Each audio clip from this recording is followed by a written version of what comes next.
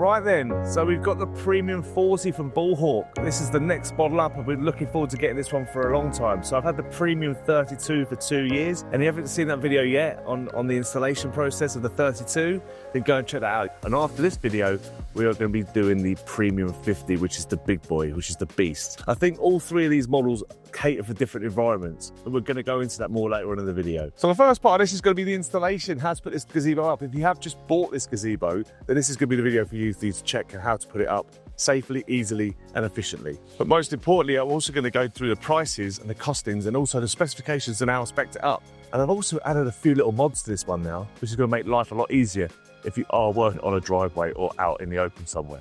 And also coming up later on in the video, we're going to go through the specifications, we're going to look online to see what you get in the packages and also talk about how to store it.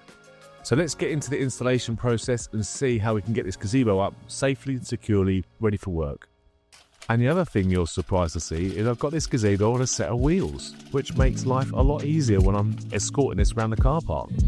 And one I will say is that you make sure you get one with locks on them if you are going to add this mod, because otherwise when you go to pull the gazebo out, it's unfortunately going to want to close again. So lock the nuts before you start to pull everything out, and that will make life a lot easier.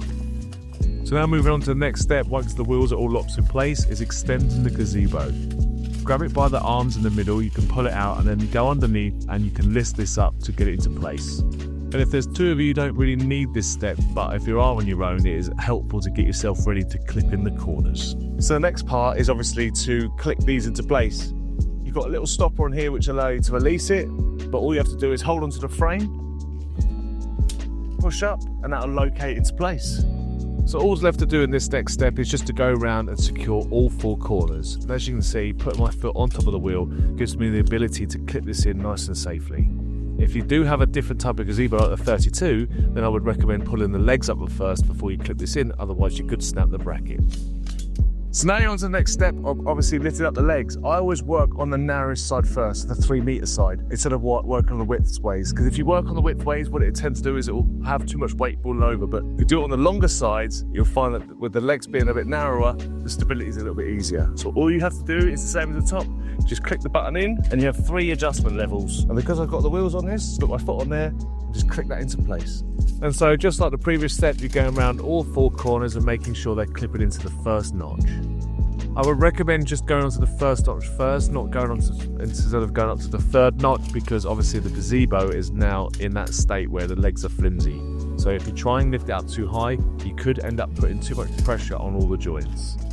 So once every corner is up to level 1, you can then move up to level 3 after that to get yourself the desired frame. So now we're all up, that really completes the installation. Everything's tightened up, the frame's connecting to the gazebo, we've got all the legs up, everything's perfect. So now all we need to do is with my little mod and my upgrade, I've got the wheels on it. So this means I can now roll this over the car without having to move around. Having the wheels on it has been a godsend. So let me show you exactly how easy it is. So I'm just going to move this up to the highest level, which is level 3, because we've obviously got a higher car. Anything like a small to medium car, you can use on level 1, and it literally is just so quick to maneuver and so quick to move around. It's fantastic. This is fantastic when I'm polishing, because when I can move this up and down, I haven't got to just move the car forward, backwards, sideways. I can literally just manipulate the gazebo, which just saves so much time. I'm so glad I came up with this little mod. And it literally is lighter than a shopping trolley, unless you got a rain gutter, and it literally manipulates so easy. The great thing about having the wheels on it as well is they do add a little bit of weight to the frame, which makes life a lot easier. You can obviously get the wheel weights, which are going to be a huge help in certain windy conditions. They do water weights.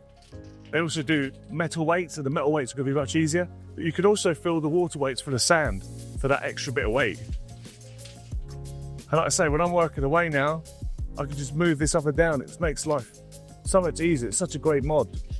So now if I bring you in a little closer, what you're gonna be able to see is how much clearance I got.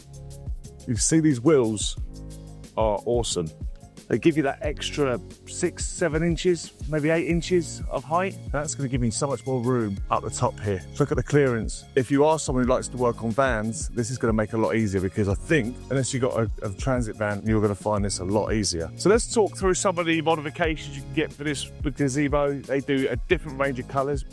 The second thing to note is that Bulhawk give you a 1 year's manufacturing guarantee on the frame, which is fantastic.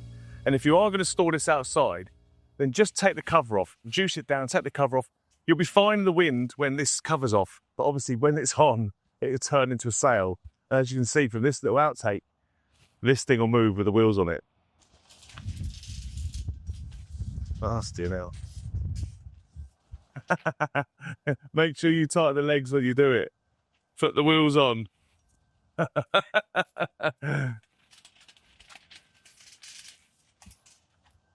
Nearly an epic fail there, wasn't it, eh? See? The dangers of a gazebo in the wind when you put wheels on it. And that's why I put all 4 locking nuts on it so that it doesn't move. Only on YouTube. Well, I say only on YouTube. Only with Jonny Shiell Detailing, I should say. I make these mistakes. So there are different types of weights you can use to tie this gazebo down to make it a lot easier and a lot sturdier and a lot safer. I've got for the water weights, I use these on the other gazebos I got, which don't have the wheels on it, which keep these planted really well to the floor. But if you don't have the water weights and you want to buy something else that's a bit more heavy duty, then this might be your better option. The other option, which is the safest option, which is just going to be static and it's not going to be moving around, is down here you've got a couple of nuts on the end of the frame, which you can actually drill into concrete and that will keep it really, really still. But if you don't have that luxury, then maybe this might suit you, and that is the sandbag.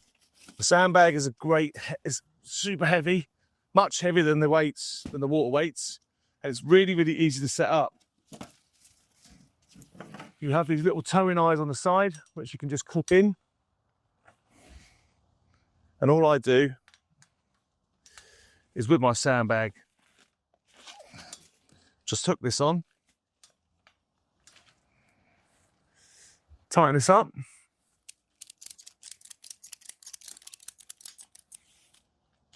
and that's going to give you a lot of safety when you're working with a gazebo. That isn't going anywhere. And if this isn't big enough for you, then wait for this video, because we are going to be putting up the Pro 50 and also I'm going to be showing you how to make a mega gazebo.